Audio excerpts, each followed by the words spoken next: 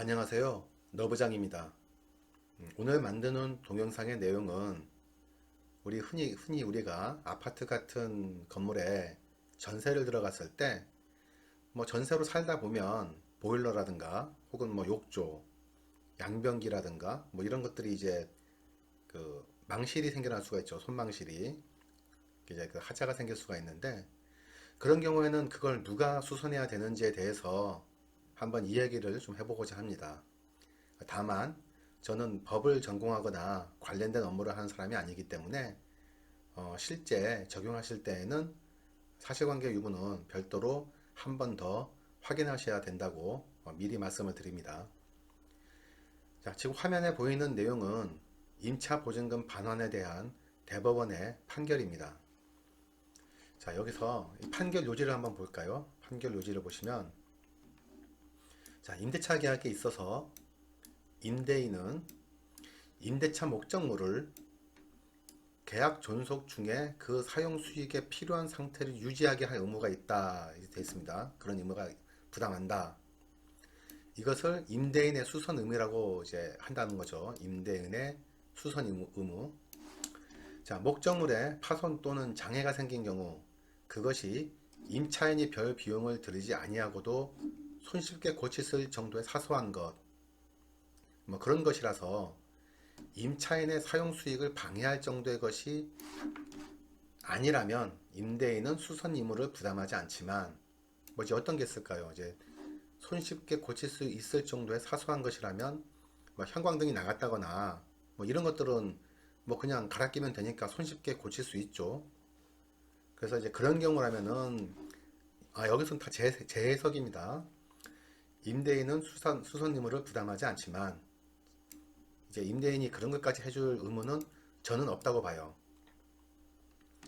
그것을 수선하지 아니하면 임차인이 계약에 의하여 정해진 목적에 따라 사용 수익할 수 없는 상태로 될 정도의 것이라면, 자, 한겨울인데 보일러가 고장났다. 그러면은 그 사용하기가 어렵죠. 그 목적에 따라서, 목적이라는 거는 주거죠. 주거에 따라서 그 사용하기가 힘들어질 수 있습니다. 저는 이제 그렇게 판단했어요. 임대인은 그 수선 의무를 부담한다 할 것이고, 이는 자신에게 귀책 사유가 있는 임대차 목적물의 훼손의 경우에는 물론 자신에게 귀책 사유가 없는 훼손의 경우에도 마찬가지다라고 되어 있습니다. 자, 임대인은 수선 의무를 부담하는데 자신에게 귀책 사유가 있는 임대차 목적물의 훼손이라면 그 임대인이 뭐 방문했다가 뭐 자신이 뭐 보일러를 어떻게 고장내 버렸다든가 욕조를 뭐 이렇게 깨버렸다든가 뭐 그러면 당연히 임대인이 해줘야겠죠. 근데 임대인이 여기서 자신은 임대인을 말합니다. 자신에게 귀책 사유가 없는 훼손의 경우에도 마찬가지다. 임대인이 안 했어도 임대인의 수선 의무는 있다는 얘기죠. 물론 그렇다고 해서 임차인이 고의로 나는 새 제품이 좋아. 이거 다 임대인이 해줘야 돼. 이러고 부숴버리면은 그거는 말이 안 되죠, 당연히.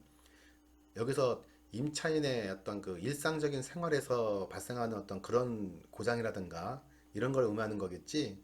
이게 뭐 굉장히 임차인이 자신이 그 관리 의무를 부주의해서 뭐 그거를 어떤 그 제품이 기대되는 성능 이하로 그렇게 이제 몰아갔다면 글쎄 그것까지는 좀 아니지 않을까 싶습니다만 여튼 그 대법원 판례에서는 임대인이 임대인의 수선 의무가 있기 때문에 웬만한 것들은 다 해줘야 된다고 지금 판단을 하고 있습니다. 민법에 보시면은 민법 제 623조인데 여기도 임대인의 의무에 대한 내용이 나옵니다. 임대인은 목적물을 임차인에게 인도하고 계약 존속 중에 그 사용, 수익에 필요한 상태를 유지하게 할 의무를 부담한다 이렇게 되어 있습니다. 의무입니다. 해줘야 되는 겁니다. 근데 약간 좀 다른 부분도 좀 있습니다. 이제 예를 들어서 같은 민법인데 그 제309조를 보면은 전세권자의 유지, 수선 의무 이렇게 있습니다. 전세권자는 목적물의 현상을 유지하고 그 통상의 관리에 속한 수선을 하여야 한다 이렇게 되어 있습니다. 아니 아까 앞에서는 그 임대인이 해줘야 한다 그러고 갑자기 왜 또 여기 와서 그 전세권자가 전세권자는 여기서 이제 통상은 임차인이 됩니다. 임차인이 그거를 유지하고 통상의 관리에 속한 수선을 해야 한다 이렇게 되느냐 그러면 여기서 말하는 전세권자는 전세입자가 아닙니다. 임차인이긴 한데 여기서 말하는 전세권자는 이 위에 올라가시면 이 전세권이라는 내용이 있거든요. 이 전세권을 설정한 사람에 대해서 전세권자라고 합니다.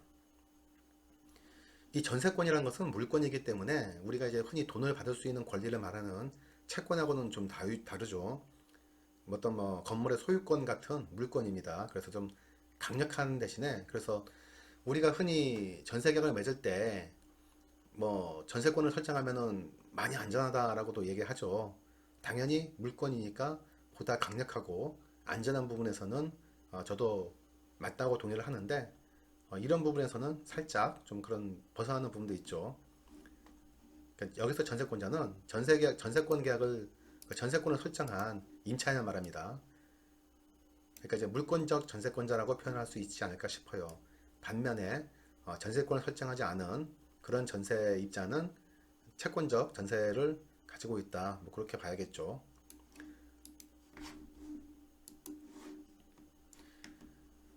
그리고 이제 다른 하나로 그 민법의 이제 여기서는 상환청구권 626조네요. 자, 626조를 보시면 임차인의 상환청구권이라고 있습니다. 임차인이 임차물의 보존에 관한 필요비를 지출할 때에는 임대인에 대하여 그 상환을 청구할 수 있다. 임차인이 유익비를 지출한 경우에는 임대인은 임대차 종료 시에 그 가액의 증가가 현존한 때에 한하여 조건이 있죠.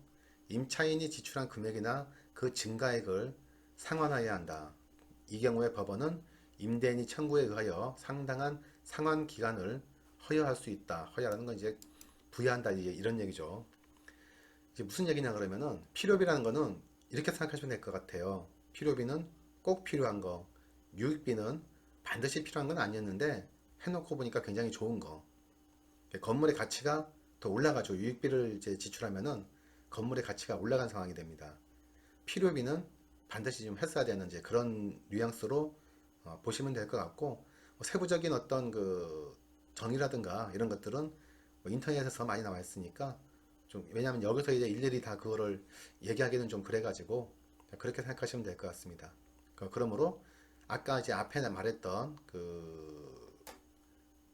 뭐 보일러라든가 뭐 이런 경우를 이제 예를 들면 자 보일러가 망가졌는데 급하니까 임대인보다는 이제 내가 먼저 수선을 했다. 그러면 이제 그런 것들은 필요비가 되겠죠. 그러면은 그거는 청구를 나중에 그 수리가 끝난 후에 뭐 할 수 있다. 뭐 이렇게 해석할 수 있는데 문제는 실무에서는 그렇게 간단하게 넘어가기가 어렵겠죠.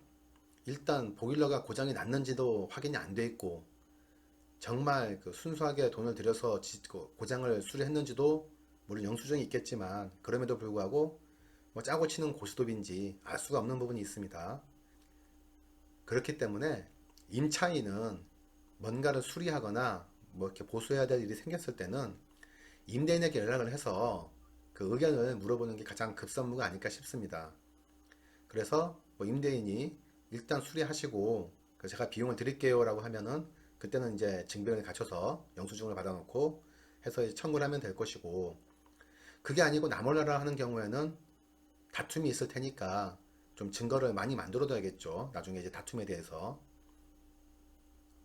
그렇기 때문에 항상 그 뭔가를 이제 할 때는 집주인에게 물어보는 게 좋습니다. 아무래도 그 어떻게 이제 그 집주인이 약간 좀 착한 사람이라서 이런저런 것들을 좀 많이 좀 편의를 봐줄 수도 있지만 그렇지 않고 굉장히 좀 그 자신의 권리만을 주장하는 그런 경우일 수도 좀 있죠.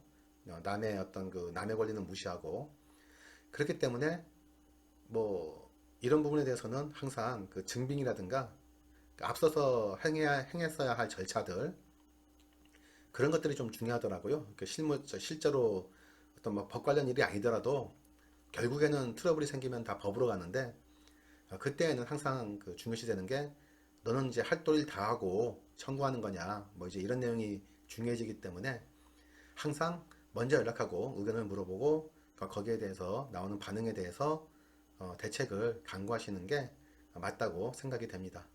자, 오늘 만드는 동영상의 내용은 여기서 마치겠습니다.